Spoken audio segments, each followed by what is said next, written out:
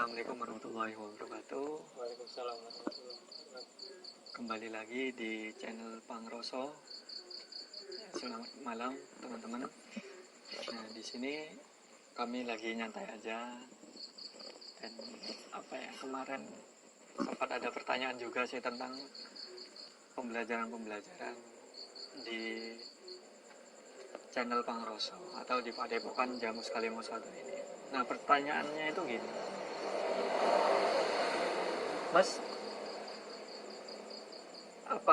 gimana ya, kan di channel Pangroso kami meng-share pengalaman atau pembelajaran di Padepokan Jamus Kalimasado. Nah, terus ada yang menanyakan gini, Mas, terus kalau belajar kebatinan apa memang harus seperti yang di sini? Maksudnya di sini itu di Padepokan Jamus Kalimasado, Mas. Nah, ada yang nanya gitu kemarin. Di sini saya klarifikasi juga. Nah, untuk pembelajaran yang kami share, kami masukkan di YouTube, itu sebenarnya ya itu cara kami mempelajarinya atau cara teman-teman di Padepokan mempelajarinya. Jadi kami share di channel Pangroso. Nah, untuk teman-teman di rumah atau para pemirsa yang cara pembelajarannya itu nggak sesuai dengan di channel Pangroso ini, ya monggo, terserah. Yang penting kalau diibaratkan cara memasak di channel Pangroso itu ya seperti ini. Kalau di channel lain atau di padepokan lain ya pastinya juga berbeda, dan bukan suatu keharusan kan, atau cara belajarnya harus gini, harus seperti channel Pangroso, enggak. Jadi itu kembali ke cara teman-teman atau proses teman-teman mempelajarinya itu di mana. Ikut itu nggak apa-apa. Jadi bukan suatu keharusan harus belajar kebatinan itu harus seperti yang katanya Mas Walang. Oh, nggak gitu juga. Nah, ini untuk klarifikasi, bahkan sebenarnya sudah tak jelasin juga, tak tulis juga di itu kan, di thumbnail YouTube-nya kan ya Mas itu. Kalau ini ya pembelajaran di sini di Padepokan Jamus Kalimasado gitu pembelajarannya. Jadi harus untuk dasar-dasarnya kita harus mengenal batin dulu, mengenal alam akal atau logika ini dan alam batin. Kalau di sini nggak sama seperti ini ya nggak apa-apa. Banyak cara untuk mempelajarinya itu kan, tergantung dari mana kalian awalnya itu belajar. Jadi bukan di sini keharusan seperti itu, enggak. Karena cara mempelajari ini ya tergantung dari guru. Jadi kalau di sini saya mengajarkan kepada teman-teman cara belajar kebatinan itu ya seperti itu gitu. Maka ya akan sesuai nanti sangat keilmuannya itu. Dan ketika pemirsa di rumah atau teman-teman di rumah juga punya guru spiritual, ya ikut itu nggak apa-apa intinya itu. Tapi yang nggak boleh itu kita mencampur adukan prakteknya. Kalau teorinya kita campur adukan nggak apa-apa, tapi kalau prakteknya ini bahaya. Bukan bahaya sih, kita cuman akan kesulitan untuk mencernanya. Ketika sudah banyak informasi, mau melakukan yang mana ya, kita kan bingung, kata channel ini gini, kata perguruan ini gini. Jadi akan sulit untuk kita menentukan mana yang akan kita lakukan. Ya cuman ragu mungkin ya gitu. Mana ini yang mau dilakukan? Ya gitu. Untuk cara belajar di rumah ya tergantung guru di rumah atau yang kita percayakan. Oh, saya mau belajar ke Mas itu, ya udah belajar dari teorinya, dari prakteknya. Ya itu ya dipelajarin semua. Nah, kenapa harus gitu? Karena beda sanad atau beda guru itu hasilnya akan berbeda juga. Jadi pentingnya untuk menjaga sanad itu di situ agar sesuai dengan keilmuan guru mengajarkan ini, ya muridnya akan bisa seperti gurunya gitu. Lebih bahkan mungkin bisa lebih dari gurunya ini. ya gitu. Jangan gurunya ngajarin ini ya muridnya bisa itu kan pasti muridnya udah tercampur dengan sanad-sanad yang lain itu. Jadi pentingnya menjaga sanad itu. Nah, ketika kita menjaga sanad itu berarti kita tetap mendapatkan barokah dari keilmuannya, barokah dari gurunya itu. Nah, gitu.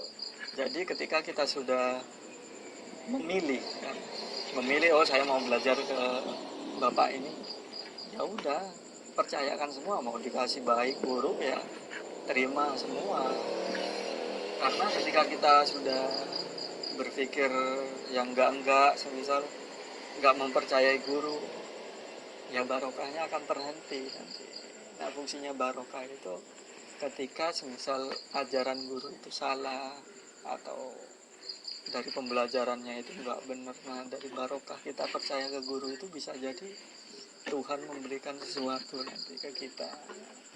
Makanya orang dulu itu ya walaupun disuruh apa sama guru ya mau, karena mereka butuh barokah itu gitu. Nah, ketika kita sudah nggak mempercayai guru atau apa ya, barokah itu dari mana datangnya ya udah hilang gitu.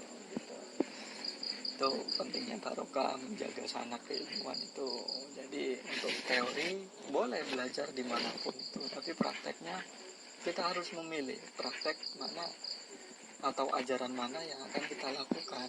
Sama ketika kita belajar tentang seluruh agama ini, teori-teori tentang seluruh agama ya nggak apa-apa, tapi untuk keyakinan kita, untuk menjalankannya kita hanya butuh satu agama yang kita jalankan gitu.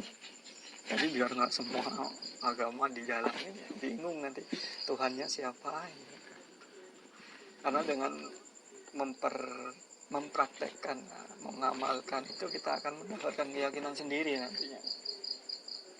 Seperti orang yang ibarat ini bahas agama ya, kita contohkan seperti kita membahas agama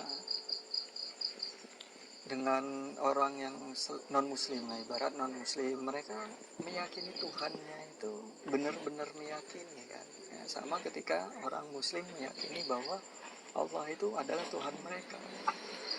Jadi keyakinan itu yang penting dalam belajar kebatinan ini. Jadi kita harus meyakini apa ajaran apa gitu kan. Ya itu ya, untuk intinya dari penjelasan ini adalah saya bukan mematok kalau belajar kebatinan itu harus ini, enggak. Tapi saya lebih kepada kalau cara belajar saya itu ya gini loh gitu. Jadi mau diikutin ya monggo, mau enggak ya enggak apa-apa. Jadi ya ini versi saya gitu. Versi dari pembelajaran saya gitu. Ya gitu, belajar kebatinan itu. Nah, misalnya kalau baru belajar kan banyak data juga kan ya Mas. Banyak data terus sehingga untuk mempraktekannya itu susah juga. Karena kita harus menguatkan teori dulu, menguatkan pikiran ini dulu kan tentang teori-teori itu, baru itu akan menggugah kita untuk melakukannya. Kalau cuman ya besok saya harus bangun subuh sholat gitu kan, tapi nggak benar-benar dianu ya nggak akan bangun. Jadi untuk menggerakkan diri ini dengan teori kita, memang teori ini harus kita kuatkan, kita yakinkan lagi. Jadi biar terlaksana, terlaksana. Nah, ibarat kita, saya mau belajar ini, ya harus dikuatin agar tubuh ini merespon dari keinginan kita. Jadi tubuh ini ya untuk mengamalkan ini ya enak-enak aja gitu. Jadi ya itu. Nah, untuk menjaga sanad itu yang tadi itu kan. Nah, sekarang untuk kita mengkeramatkan sesuatu, ibarat mengkeramatkan guru, kita yakin kepada guru itu kan kita seperti mengkeramatkan guru itu kan. Jadi apapun dawuh dari guru kita ya kita jalani selama kita masih menganggap beliau itu guru kita gitu kan. Ketika kita sudah apa ya, oh saya mau mencari ibarat referensi lain atau guru lain, ya monggo, tapi jalinan batin ini sama guru yang awal ini nggak boleh lepas. Kita harus tetap mendoakan gitu. Walaupun kita sudah mencari guru lain, ya yang awal ini harus kita doakan agar barokahnya itu kita juga tetap merasakan gitu. Jadi nggak berhenti ketika kita mencari guru lain, yang guru ini putus, enggak. Kita tetap pakai doa untuk ngirimin, untuk menjalin silaturahim itu kita juga pakai doa bisa, agar kita mendoakan guru ini, nanti sambungan batin itu akan tetap. Ketika ada sambungan ya barokah itu akan mengalir ke diri kita gitu. Intinya itu gitu, mengkeramatkan, bukan dari itu mengkeramatkan guru aja, tapi mengkeramatkan amalan. Jadi mengkeramatkan amalan juga gitu. Maksudnya mengkeramatkan ini ya kita menjadikan amalan itu adalah kebutuhan ibarat kebutuhan pokok. Jadi ketika kita sudah menganggapnya kebutuhan, kita akan terus mengamalkannya. Sama kayak makan nasi. Itu kan karena kita menganggap itu kebutuhan kan. Jadi kalau nggak makan ya kayak ada yang kurang. Nah begitu pun amalan. Ketika amalan itu sudah kita keramatkan kan, sudah menjadi kebutuhan, jadi ya kita akan berusaha untuk mengamalkannya terus. Nah, gitu. Untuk bab mengkeramatkan itu sih sebenarnya sama dengan mengkeramatkan makom, ya modelnya itu ya sama aja gitu. Jadi kita mengkeramatkan ya, maksudnya itu ya gimana ya untuk penjelaskan, ya mengkeramatkan itu saya memang menganggap benar-benar saya sowan ke makom ini gitu. Ya model-model mengkeramatkan ini ya ketika itu sudah masuk di keyakinan sebenarnya kan. Makanya kita mudah mengkeramatkan orang yang menurut kita kayak orang pinter lah, orang pinter, maksudnya pinter dalam pelajaran di sekolah. Kita kan mengkeramatkan dia kan.